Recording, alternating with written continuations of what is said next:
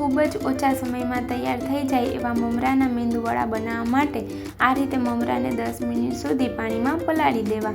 મમરા પલળે ત્યાં સુધી ચટણી અને સંભાર બનાવી લઈએ।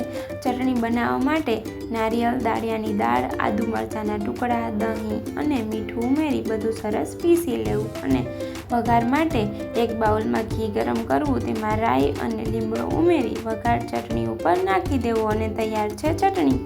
સંભાર બનાવવા માટે આ રીતે તુવેર દાળ અને ચણાની દાળ પહેલાં બાફી લેવી અને ત્યાર પછી આ રીતે વઘાર માટે એક બાઉલમાં તેલ ગરમ કરવું, તેમાં રાઈ, જીરું, હિંગ અને સમારેલી ડુંગળી, ટમેટા ઉમેરી સરસ સાતળી લેવા।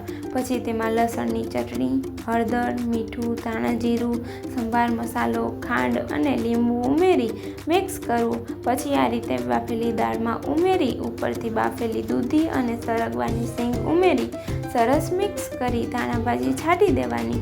તૈયાર છે સંભાર। અને હવે મમરા સરસ પલળી ગયા છે તો તેમાં મીઠું, હિંગ, આદુ મરચાંની પેસ્ટ, ધાણા ભાજી અને ચોખાનો લોટ ઉમેરી બધું સરસ મિક્સ કરી લેવાનું। આ રીતે મિક્સ થઈ જાય એટલે ગોળ ટીકી બનાવી વચ્ચે હોલ કરી મેંદુવડાનો શેપ આપી દેવાનો।